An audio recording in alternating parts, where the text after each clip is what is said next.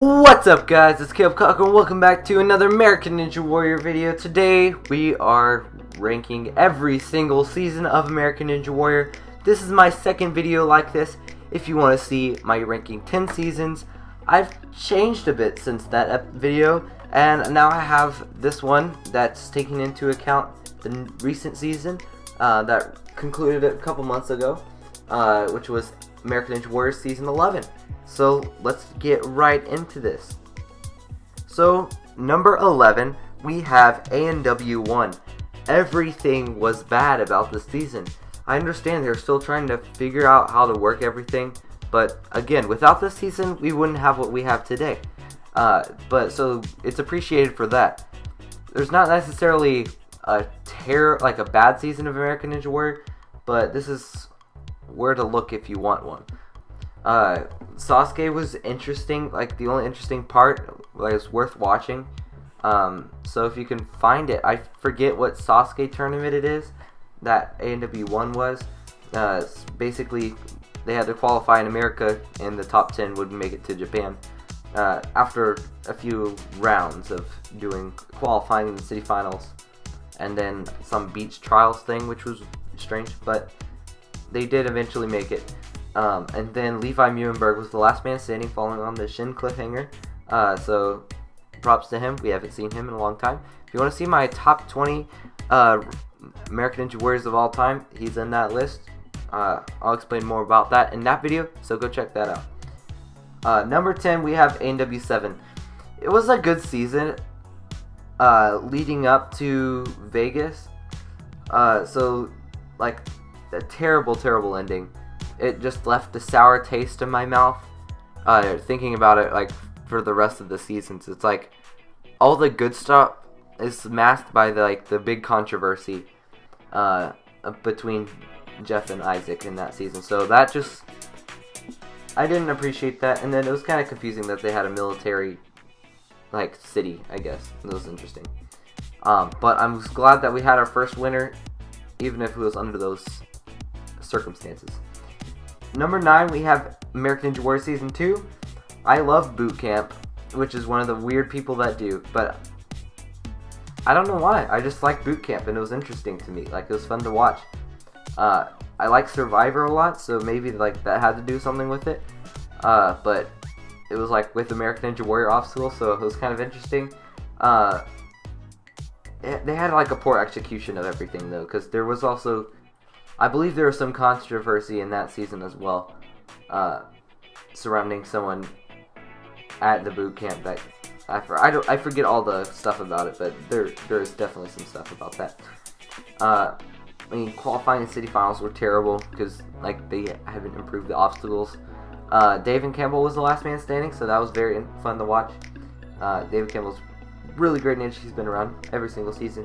He's still around today, and that's why he's just a really all-around great ninja. Number 8, we have American Ninja Warrior Season 6. I like Slaughterhouse seasons after a winner, but this was just a random season that was Slaughterhouse, so it didn't work very well in this season. The only 2 people making it to Stage 3 was boring, which is a recent trend in the more recent seasons in Season 6, which, except for last season, I'll get to that later, but Joe Morosky was the last man standing, and Casey was also the first woman up the warped wall. So those are the big contributing factors, and without ANW 6, we wouldn't have most of what we have today. A lot of these seasons build upon each other. There's just a few filler seasons, but some of these are crucial to what we have sitting here in Season 11. And just around the corner, Season 12. I'll probably be making videos about that sooner rather than later. Number 7, we have ANW 4. Vegas was there. We finally got the new format changes. We got 5 cities in this point. And they all led up to Vegas instead of Japan. So instead of qualifying for Japan, the athletes finally got a chance to stay in the country, and we're beginning to get our own identity in American Ninja Warrior, so that was very fun. it had a really good ending with the first person to beat the ultimate cliffhanger. So props to Brent Stephenson. Number 6, we have American Ninja Warrior Season 10. I love the new rule changes in that season, but it had a terrible finale, and it kind of spoils the rest of it for me. I know it's a mediocre season for most people. I have it right smack dab in the middle. At first, looking back, it's just, I don't know what to feel about the season. It was a big change from the ones we had before, but I still enjoyed it enough to put it here in the middle. Number 5, we have American Ninja Warrior Season 3. I love this season. I have no idea why, but I just love the season. Boot camp was great. The results in the finals were great. We had a good amount of people making it to stage 3, and we had David Campbell once again being the last man standing on the last cliffhanger piece before he fell. It was just like left you hanging. See what I did there? Ready for the next season, which we did get a beat the season afterwards. So it may have left a bad taste in their mouth for some people, but for me, it didn't. It absolutely did not. Everything was good. Like, they improved dramatically. There's still a lot of ways to improve, but I just love boot camp. I'm just one of those weird people. These are just my opinions, by the way. So don't get mad if I think A&W 3 is better than A&W 10 or 6, for example. So just don't get mad about that. Next we have number 4. We have A&W 5. It had an amazing ending. We had Brian Arnold make it to the second to last, I think, jump on the flying bar. That was insane. That was fun to watch. I didn't watch it live, and I saw it before, but still watching like a rerun a couple years later, it was still really fun to watch. We had a great pool of competitors, and it was just a preview to what was to come. That's why I thought season 6 was bad, because it kind of slowed down the pacing, because we had A&W 5 and then really slow season, and then we had the winner. I was hoping it would be like A&W 5 and then a winter season. It would have been a great build up and probably made it one of my favorite seasons, but it just didn't get quite up there. Number 3, we have A&W 9. Joe Moravsky made it all the way. We got introduced to the Wingnuts, which is good for most people, bad for some people. The Wingnuts themselves are not bad, but people don't like the Wingnut Alley for some reason, which I thought was a great obstacle. Rest in peace. We don't like the Grim Sweeper here on this channel. I'm just kidding. You're free to like whatever you choose. It was a different season, but it was fair. I didn't like the Palm Wonderful in this season. They failed miserably in that.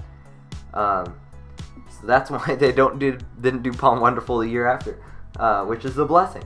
And we had really good new obstacles. We had the obstacle design challenge for the first year, so we got some really cool obstacles from A&W 9. Next, number 2, we have A&W 11. Drew Dressel wins. The qualifiers were great. Stage 1, 3, and 4 were amazing. The Mega Wall rule changes and the Power Tower is controversial, but most things are these days. But I like the Power Tower. I thought it was a good change. Made qualifying way more interesting. Made city finals more interesting, even though it was the costs that we had to deal with the safety pass being a thing. I know some people are upset that they think Drew shouldn't have won because he had to use the safety pass, but I feel like everyone had an opportunity to get a safety pass, and Drew's good enough to get it, so I feel like it was fine that he had to use that. Number 1, this is my favorite season. We have A&W 8. This season was an absolute slaughterhouse, and it was right after a winning season. This was my favorite season. It's the first season I watched live, and we got Drew and Daniel make it all the way to stage 3, which was kind of a preview for this past season. Little did I know then. And then we got Jesse Graff beating stage 1 and the Wedge. I love the Wedge. A lot of people hate the Wedge, but I like the Wedge. But this season, just all in all, just everything they did this season was good, except not calling back David Campbell. That just reminded me that was not good. But other than that, he still competed, but he just didn't get a call, which was dumb. So that's all my thoughts for all the seasons. Hope you'd enjoy this video so far. Be sure to hit that like button down below and subscribe if you like this video. And I'm going to be covering UNX, so stay tuned for that. I'm probably going to be doing that in next week's video, or I might be feeling a little bit spicy and not wait a whole week to make another video, so stay tuned for that. So that's all I have for today. Give some feedback about my channel. That would be really appreciated, negative or positive, because I enjoy it when people give me constructive criticism so I can have stuff to work on. So if you're made it all the way to end, be sure to comment something that I could work on, and that would really be appreciated. So thank you guys so much for watching. Be sure to smash the like button, click on the screen to subscribe, and I'll see you guys in the next video. Goodbye.